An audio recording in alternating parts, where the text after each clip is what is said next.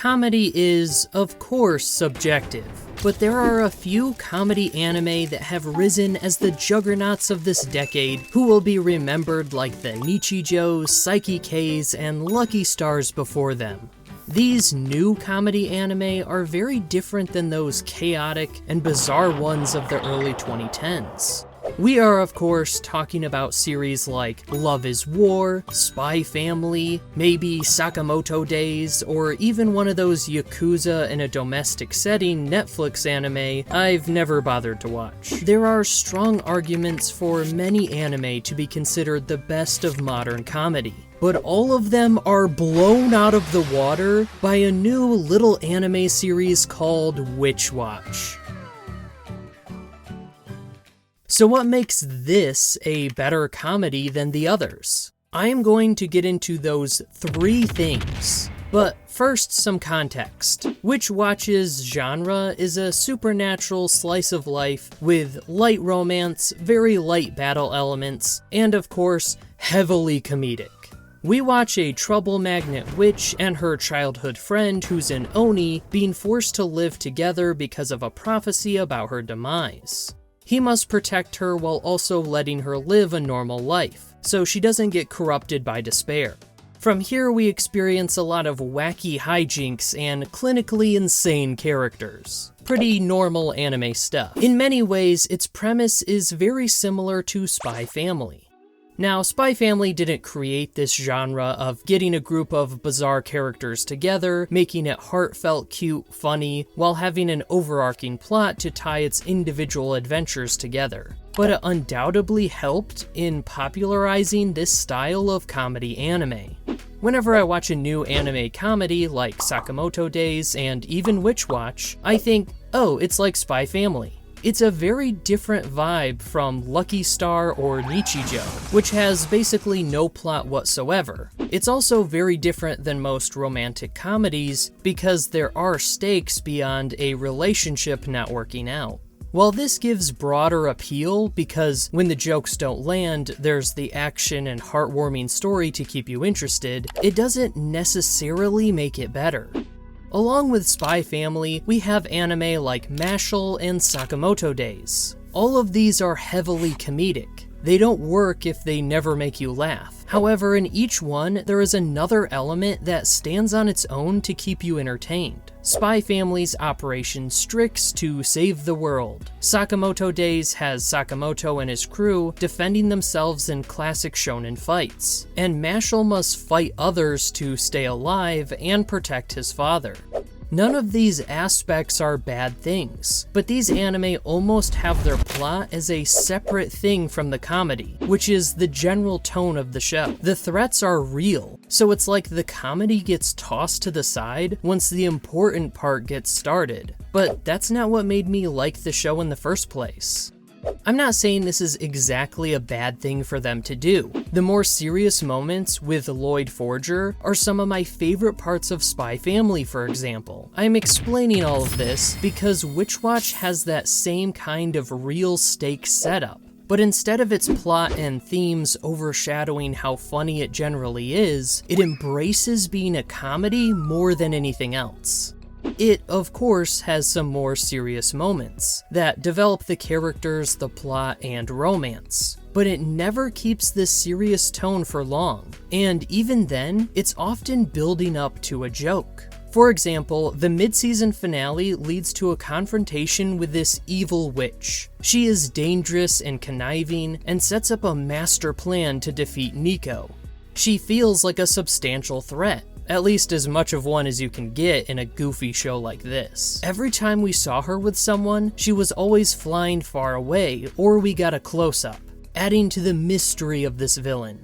But once Nico and Kanshi defeat her, we get the truth that had been hidden from us. She is actually just really freaking small. It's a pretty basic joke, but it's really effective. It doesn't clash with the tone of the story because it's already goofy and over the top. But it also doesn't ruin the tragic story of this evil witch and her brutal ending. All of this is to say, Witchwatch prioritizes being a comedy while telling its story. Shows like Mashle and Sakamoto Days seem to have the opposite approach, leaning on its battle shonen aspects while making it funny as well. It also helps that Witchwatch uses its magical premise to the fullest, for its goofy and ridiculous situations, which are the best parts of the show. But even the non-supernatural slice-of-life elements, like the whole Uran Mirage in-universe anime side story, are done really well. This leads to the second point of Witchwatch's comedy kingliness. It uses running gags so well. Having a callback to a certain joke or situation is really what makes a comedy TV show different than something like a stand-up special. Because we have more time to tell the story, we can bring back these running gags over and over again, and when done well, it gets funnier and funnier. A good example of this in its simplest form is the new Naked Gun movie, where Liam Neeson's character and other members of police force are constantly given coffee, only to throw it away and immediately get more coffee seconds later. It's a funny little gag in the beginning, but as the movie progresses, it gets more and more absurd. Arms just coming out of nowhere at the most unrealistic times, handing him more coffee. We see this all over Spy Family. Yor trying to explain away her insane athletic skills, Fiona being obsessed with Lloyd, and Damien liking Anya while always acting negatively towards her. In Love is War, we have Shirogane being extremely uncoordinated and Chika being stuck training him, along with the main premise of the show being a running gag, that Shirogane and Kaguya have to get the other to confess their love. The thing Witchwatch does that's so great in this respect is balancing progressing the storyline and character development while continuing the running gags. It makes it fresh by allowing those situations to progress at a decent pace. We see this most clearly in these two examples.